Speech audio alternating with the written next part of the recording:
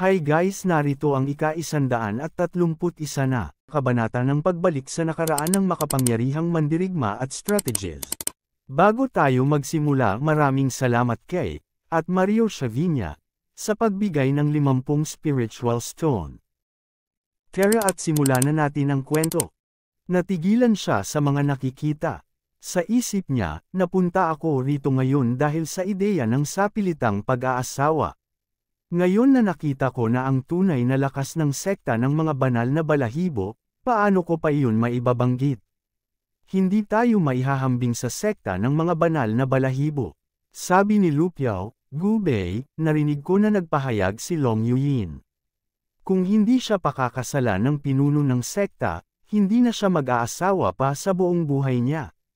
Sabi ni Gubei, ang pagmamalaki ng pinuno ng sekta ay isang manipis na daan na tatahakin.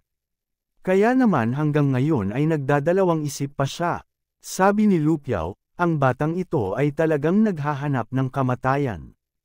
Ang manggahas na makipagkompetensya sa pinuno ng sekta ng mga banal na balahibo para sa isang babae. Napalunok na lang ng laway si Lingkong. Lumingon siya sa gilid. Nakita niya ang ating bida na nakangiti. Sa isip niya, dang. Talagang malas ako. Pagkarinig sa mga sinasabi nila, si Long Yuyin ay malamang na kay Nia Li na. Mukhang walang pakialam siya, pero hula ko ay galit na siya sa loob. Kung kikilos siya, hindi ba'y agad-agad na mawawasak ang aking sekta ng Lingyon?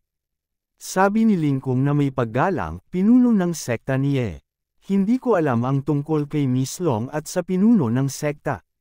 Wika ng bida, si Long Yuyin ang dalagang taga-pamilya ng Dragon Sail. Siya ang pinakamalapit nating kasosyo. Isang napakalaking bagay ito. Siyempre, kailangan nating tanungin ang kanyang opinyon. Sa isip niya, kamakailan lang, hinahanap ako ni Long Yuyin saan man. Nag-aalala ako kung paano siya kakausapin, at bigla na lang, narito ang batang Panginoong Ling na naghahatid ng sarili sa pintuan. Sabi ni Lingkong, pinuno ng sekta niya. Kalimutan na natin ang kasalang ito, hindi na kailangang banggitin pa ito. Humihingi ako ng paumanhin kay pinuno ng sekta niya. Wika ng bida, paano natin makakalimutan ito? Isa akong bukas ang isipan na tao. Habang ipinakikita si Yuyin, narinig ko na mayroong minsang pinuno ng sekta na nakasakit sa isang tao mula sa sekta ng Diyos Demonyo.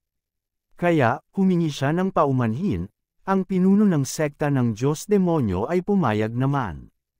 Pero kinabukasan, ang sektang iyon ay winasak. Narinig ni Lingkong ang usapan. Hinawakan ng ating bida sa balikat si Lingkong. Sabi niya, batang Panginoong Ling. Sabi ni Lingkong, pinuno ng sekta niya. Ang aking sekta ng Lingyon ay tiyak na ang pinakamatatag na kakampi ng sekta ng mga banal na balahibo.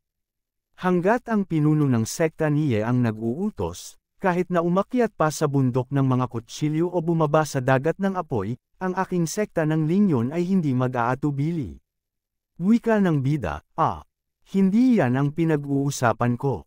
Sabi ni Lingkong, hindi ko alam na si Miss Long ay napakahalaga kay pinuno ng sekta ni Li.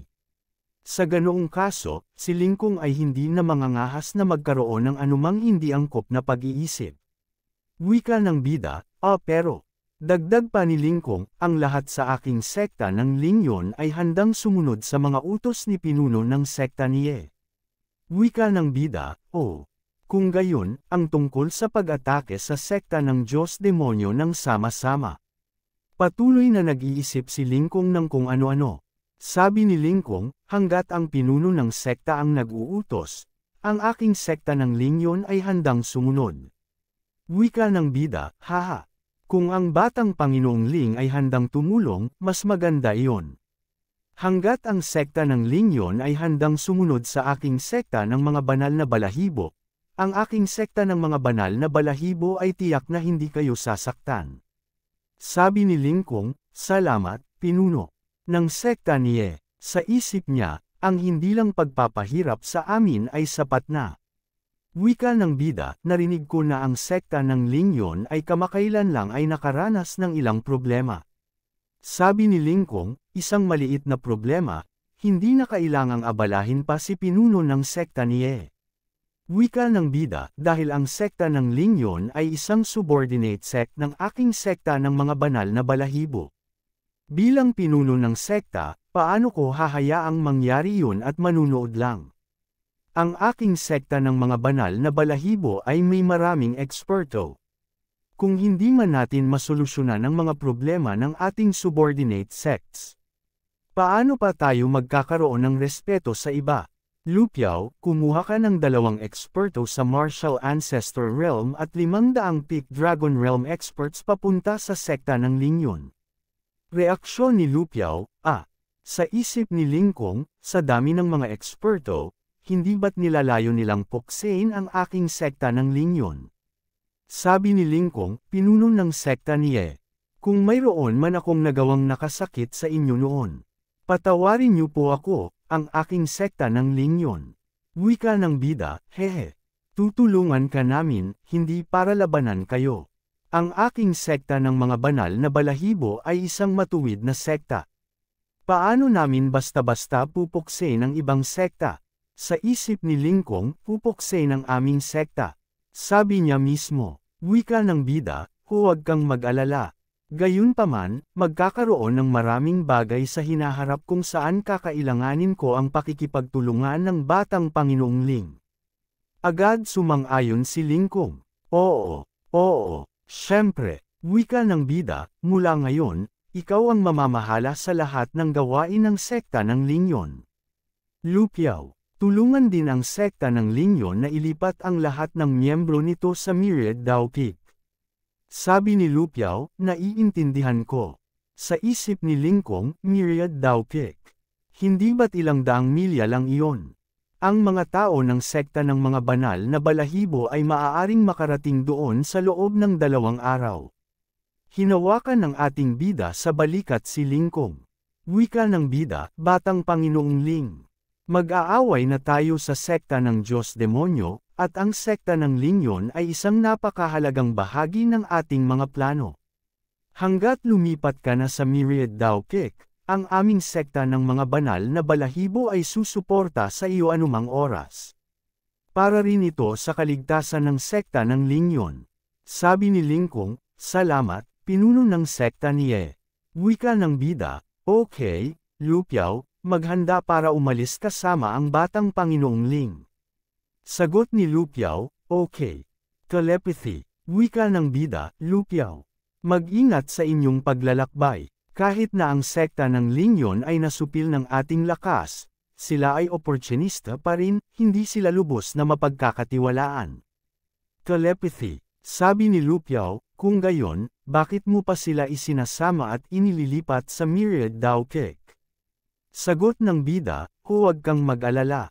Hanggat ang ating sekta ng mga banal na balahibo ay nananatiling makapangyarihan, ang sekta ng Lingyon ay hindi mangangahas na traidorin tayo.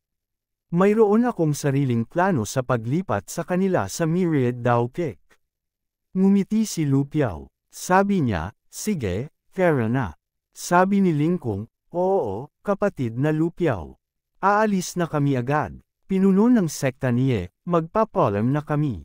Napansin niya na naglalakad na si Lupiao. Habang naglalakad sila Lingkong, maririnig niya ang kanyang mga tauhan sa likod, batang master. Ilipat ba talaga natin ang buong sekta ng Lingyon sa Myriad Dao Peak? Papayag ba ang matandang pinuno ng sekta? Kapag lumipat na sa Myriad Dao Peak, nangangahulugan na tayo ay lubos na makontrol ng sekta ng mga banal na balahibo. Nag-iisip si Lingkong. At napabuntong hininga ito. Sabi niya, mula ngayon, sinuman sa sekta ng Lingyon ay hindi dapat makipagtalo sa sekta ng mga banal na balahibo. Sinumang sumuwi ay papatayin. Agad sumang-ayon ang mga tauhan nito. Oo. Habang patuloy ang kanilang paglalakad. Patuloy ang pagbuntong hininga ni Lingkong. Englaki ang mga mata nito. Nakita nito si Long Yuyin. Si Long Yuyin. Bakit siya galing sa kabilang direksyon? Bahala ka sa buhay mo. Habang naglalakad si Yuyin, nagbigay galang si Lingkong. Habang nakayuko si Lingkong, nag-iisip ito. Lumingon naman si Yuyin sa grupo ni Lingkong. At agad na rin itong dumiretso sa kanyang paglalakad. Batang Master, hindi mo bababatiin si Long Yuyin. Sa isip ni Lingkong, ang tunay na anak na babae ng angkan ng Dragon Seal, hindi siya ang tipo ng babae na maaari kong maabot. Mayroon akong kaunting pagtingin sa kanya noon, pero ngayon. Sabi ni Lingkong, ganito ang buhay, dahil hindi tayo para sa isa't isa, bakit pa natin pag-iisipan? Sa buong panahon, ito ay palaging one-sided. Ang pinakamalaking pagkabigo sa buhay ay ang umibig sa isang taong hindi mo kayang maabot. Dapat mayroon akong self-awareness. Nagtinginan ang mga tauhan nito. Nagpatuloy sila sa kanilang paglalakbay. Ipinakita ang iba't ibang mga lawa. Habang may dalawang anino, gumagalaw pa rin sila. Ang buong sekta ng Lingyon ay lumilipat doon. Hindi lang ang sekta ng Lingyon.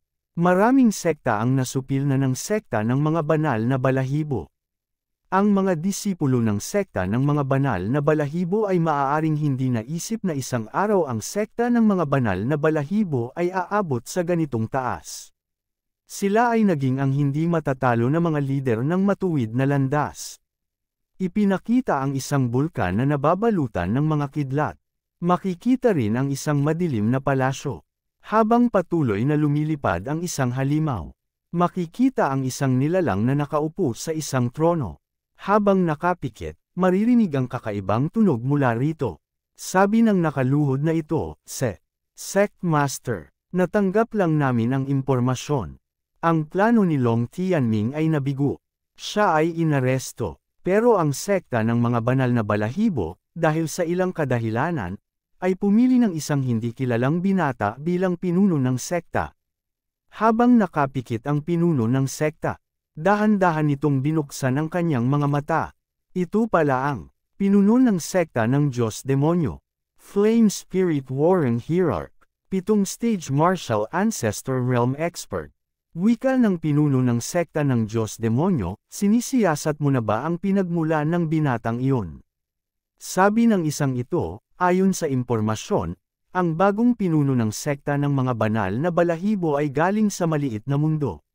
Dahil sa ilang kadahilanan, ang binatang ito ay nakakuha ng suporta ng 5 pinuno ng sekta ng mga banal na balahibo.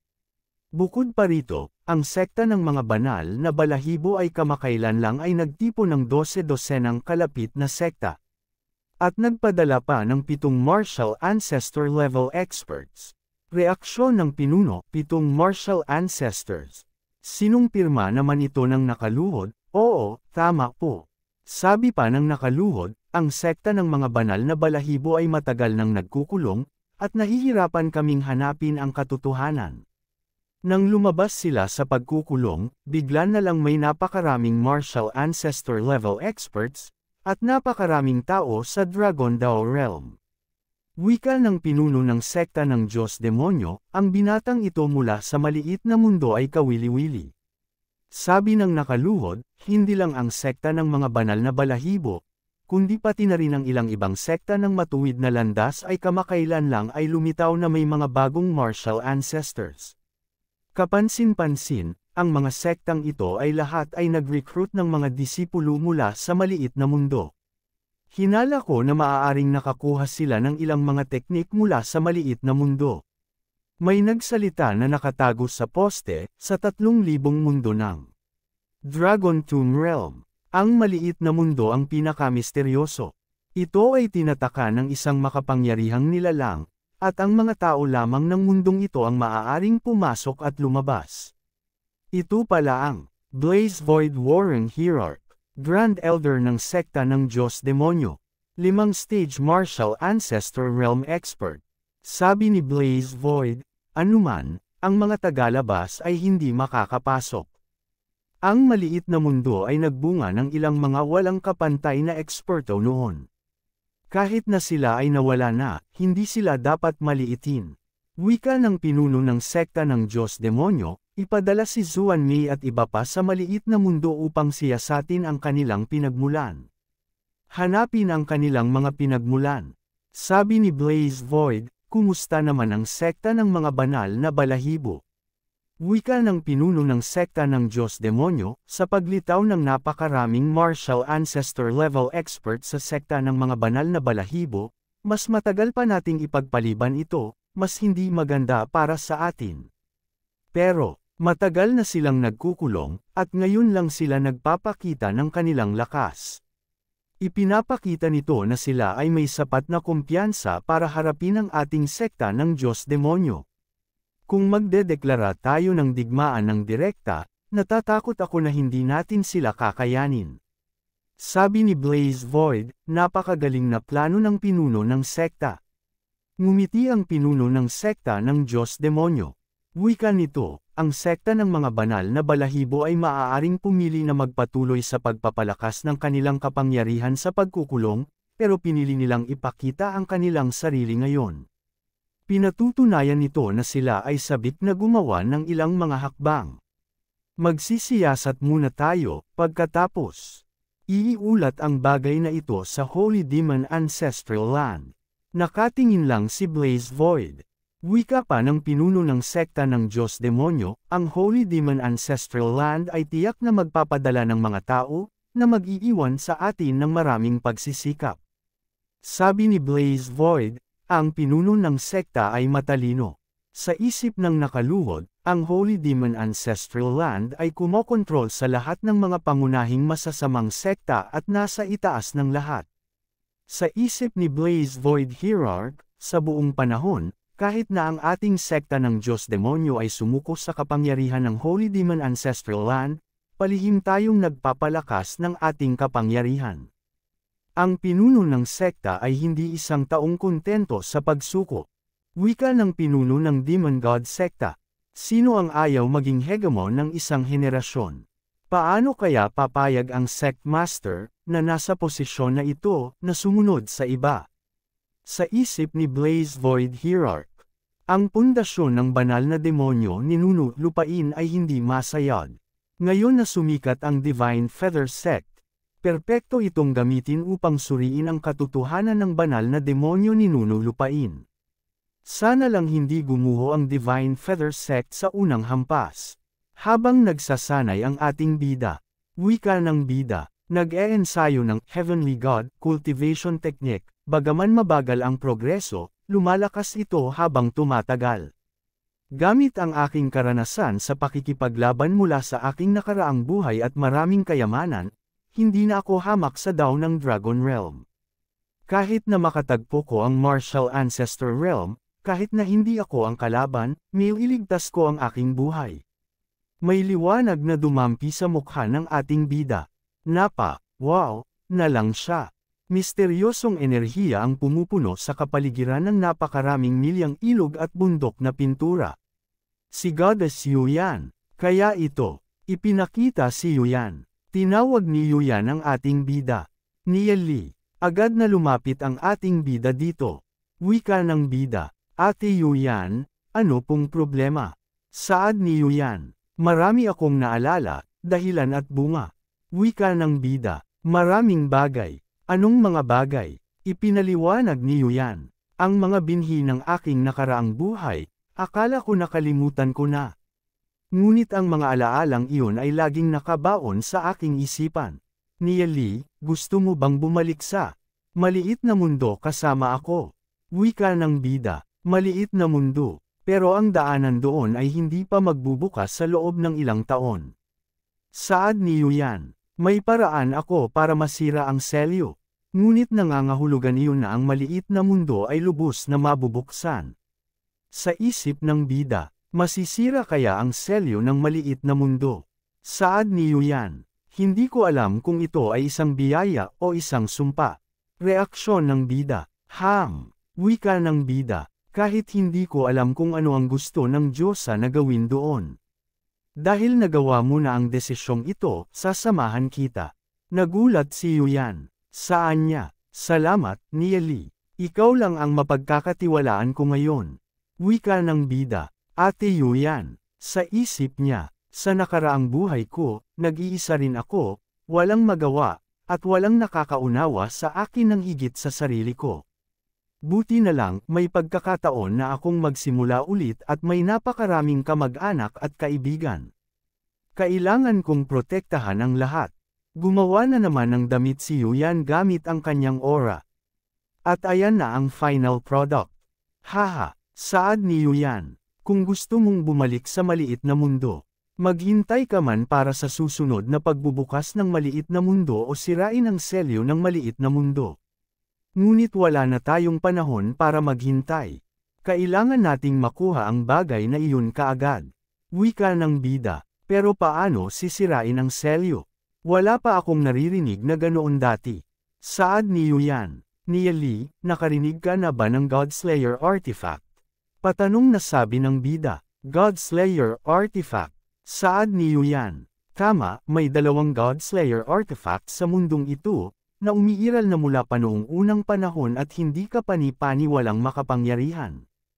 Ang dalawang Godslayer na ito ay ang Myriad Ancestor Sword at ang Sacred Demon Blade. Wika ng bida, ang Myriad Ancestor Sword at ang Sacred Demon Blade. Sa tingin ko narinig ko na ang mga ito dati. Saad ni Yuyan. Ang Myriad Ancestor Sword at Sacred Demon Sword ay kontrolado ng Ancestral Godland at ng Ancestral Demonic Saint Land. Ang dalawang Godslayer Artifacts ang nagpagawa sa Ancestral Godland at Ancestral Demonic Saint Land sa dalawang pinakamakapangyarihang puwersa, na nagdulot sa kanila na maging opisyal na mga pag-iral. Gayunpaman, walang nakakapagamit ng Myriad Ancestor Sword sa loob ng mahabang panahon. Sa isang labanan, ito ay nabasag pa nga sa 7 piraso. Ang 7 fragment na ito ay pinangangalagaan na ngayon ng Ancestral Godland, Divine Feather Sect, at iba pang matuwid na sekta. Reaksyon ng bida. Talaga, wika ng bida. 7 fragment. Unang beses ko itong naririnig. Mayroon din ba talaga ang Divine Feather Sect? Pagsang-ayon ni Yuyan. Oo, wika ng bida. Naging sect master na ako, kaya bakit hindi pa ito binanggit ng mga elder dati? Napakalakas ba ng kayamanang ito? Saad ni Yuyan. Ito ang mahalagang kayamanan ng Divine Feather Sect, isang lubos na nakatagong sikreto, kontrolado ng pinakamakapangyarihang martial ancestor. Ipinapasa lamang ito pagkatapos mamatay. Wika ng bida. Alam mo rin ito. Mukhang nasa kamay ni Hierarch Marshall Sky ang kayamanang ito. Pero ano ang kaugnayan nito sa maliit na mundo? Saad ni Yuyan. Ang Myriad Ancestor Sword ang susi sa pagsira sa selyo ng maliit na mundo. Wika ng bida. Bakit kailangan ng gayong mahalagang kayamanan ang maliit na mundo para mabuksan? Bakit ganun? Saad ni Yuyan. Ang maliit na mundo ay sinelyuhan ng isang makapangyarihang nilalang. Sa loob nito ay isang kayamanan na mas makapangyarihan kaysa sa Godslayer. Ito ay tinatawag na Temporal Demon Spirit Book. Gamit ito, may pagkakataon tayong talunin ang Sacred Demon Ancestral Land. Kung hindi, imposibleng mangyari. Wika ng bida, Temporal Demon Spirit Book. Magagamit ba natin ang Godslayer para mahanap ang Temporal Demon Spirit Book? Pero saan natin ito mahahanap? Saad ni Yuyan. Ang Temporal Demon Spirit Book ay isang banal na bagay, mas makapangyarihan kaysa sa dalawang Godslayer Artifacts. Dahil sa selyo ng maliit na mundo, ang Temporal Demon Spirit Book ay nawala ng walang bakas at wala na sa kahit saan. Hanggat masisira natin ang selyo ng maliit na mundo, mararamdaman natin ang aura ng Temporal Demon Spirit Book. Sa isip ng bida, ang pagkawala ng Temporal Demon Spirit Book, ay lagi kong inaalala. Masyadong makapangyarihan ang Sage Emperor, ngayon ay binabaril at nilalabas ang buong Draconic Ruins Realm, walang Temporal Demon Spirit Book, walang paraan para harapin siya. Wika ng bida, pero kung sisirain natin ang selyo, hindi ba mahahanap ng Sage Emperor ang Temporal Demon Spirit Book bago tayo? Saad ni Yuyan. Ang paglitaw ng Temporal Demon Spirit Book ay talagang mag-aalerto sa Sage Emperor. Ngunit gamit ang kapangyarihan ng Godslayer Artifact, maitago natin ang aura ng Temporal Demon Spirit Book. Sa isip ng bida, Ang banal na bagay ay may espiritu, simula nang masira ang Glory City. Naranasan ko ang iba't ibang paghihirap at tumakas sa pagiging nag-iisa. Ngunit sa bingit ng kawalan ng pag-asa, pumasok ako sa Desert Palace at nakuha ang Space-Time Demon Spirit Book. At dahil dito, nagkaroon ako ng pangalawang pagkakataon sa buhay. Parang may puwersang nag-aayos ng lahat, parang tadhana. Ang lahat ng ito ay hindi maaaring maging ganoon kadali. Kung wala ang Temporal Demon Spirit Book, natatakot ako na walang mga sagot. Habang nag-iisip ang bida, pinakita ang kanyang Soul Realm. Ganon din ang puno. Sa isip ng bida, mukhang tumubo ulit ang baging. Saad ni Yuyan, ang Sage Emperor ay natutulog sa kasalukuyan, at ang kanyang mga iniisip ay hindi mararamdaman ang Temporal Demon Spirit Book. Gayunpaman, kailangan nating magkaroon ng sapat na paraan para harapin ang kanyang mga tauhan.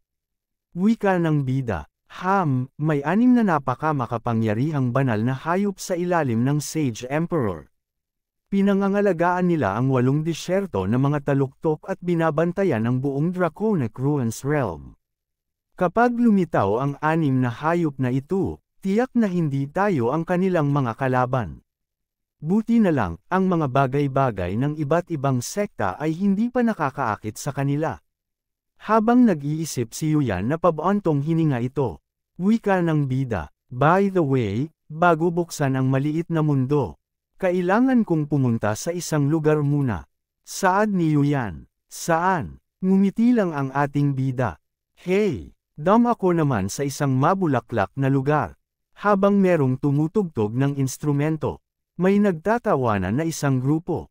Makikita ang nakatalikod na kulay violet ang buhok. Naghintay ka ba wala pa? Chapter 433. Sabi ng mukhang bigas, Goddess, si Yezion ay paborito ng Elder at napakamayabang. Talagang hindi patas sa iyo. Bakit siya makakapasok sa Tianian Secret Realm, pero ikaw hindi?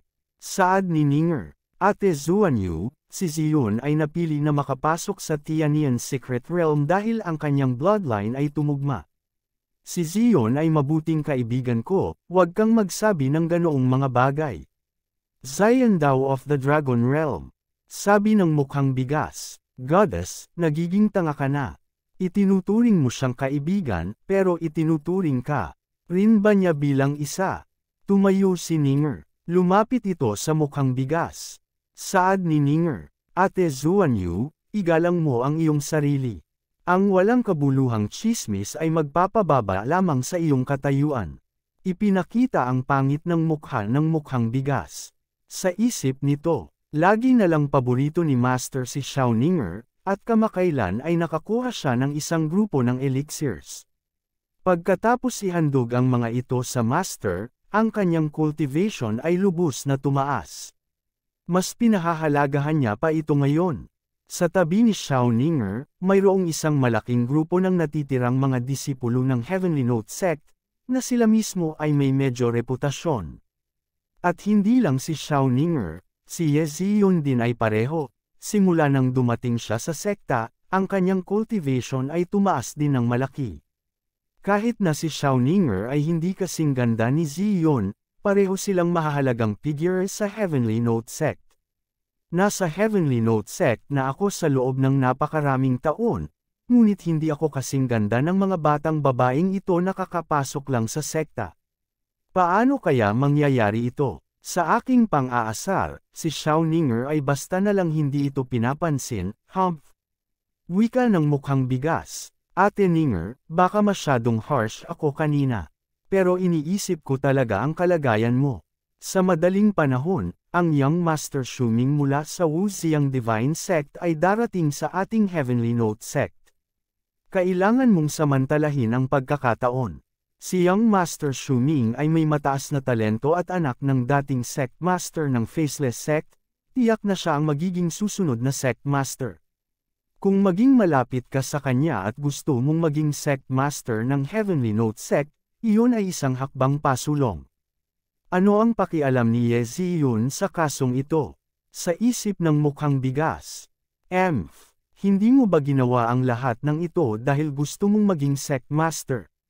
Saad ni Ninger, dahil interesado ka sa young master na iyon, Ate Zuanyu, bakit hindi mo nalang lapitan siya mismo?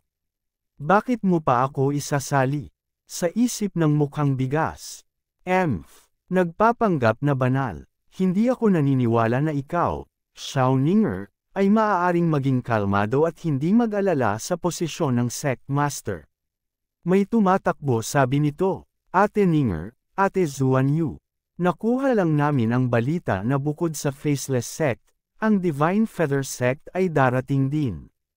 Sabi nila gusto nilang bisitahin ang dating sect master. Saad ni Ninger, ang Divine Feather Sect ay darating. Sa isip ng mukhang bigas. Teka, si Xiao Ninger ay talagang nababahala. Mukhang mayroong isang tao sa Divine Feather Sect na gusto niyang makita. Hehe, ang Faceless Sect ang nangungunang sekta sa 6 na pangunahing sekta.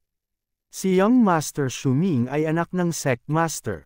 Sino man ang galing sa Divine Feather Sect, hindi sila maihahambing kay Young Master Shuming. Hindi ko alam kung ano ang iniisip niya, nagpapakita ng interes sa isang tao mula sa Divine Feather Sect. Saad ni Ninger, Xiao Yi, mayroong bang lalaki na nagngangalang Nia Li sa mga darating? Wika ni Xiao Yi, Nia Li, hindi ako sigurado, pero narinig ko na binago ng Divine Feather Sect ang kanilang Sect Master. Ang apelyido ng bagong Sect Master ay Nie. Hindi pa alam ng lahat ang kanyang pinagmulan. Sa isip ni Ninger, ang Sect Master ay may apelyidong Nie. Siya kaya iyon. Maaaring sa loob ng maikling panahon, si Nia Li ay naging Sect Master na ng Feather Divine Sect. Sabi ni Ninger, Xiao Yi, Ate Zuanyu, tara na at tingnan natin. Reaksyon ng mukhang bigas. Ano? Heavenly Note Sect Main Hall. Habang maririnig ang mararangyang tunog. Sinasabi na ang unang ninuno ng Heavenly Note Sect ay isang magandang babae na may maraming kaugnayan sa Ancestral Godland. Ang Heavenly Note Sect ay isang lubos na, misteryosong lugar na kumukuha lamang ng mga babaeng disipulo, bagaman pinapayagan nila ang kanilang mga disipulo na makipag-ugnayan sa mga disipulo ng ibang mga sekta, ipinagbabawal nila ang pag-aasawa at walang nakakaalam kung bakit, nakangiting wika ng ating bida. Ang aking kasintahan, nandito na siya, habang nagtataka naman ang katabi nito, papasok na ang ating bida, naririnig ang bawat hakbang, ng grupo ng ating bida, ganun din ang usap-usapan ng mga tao sa loob, ipinakita ang isang babae na nakaupo, ito pala ang Heavenly Note Sect Master nasa likod ang bodyguard ito naman ang Young Master of the Faceless Sect, mukhang ang may mataas na katayuang binata na ito ang tinutukoy na Sect Master niya. At dito nagtatapos ang kabanata, maraming salamat po.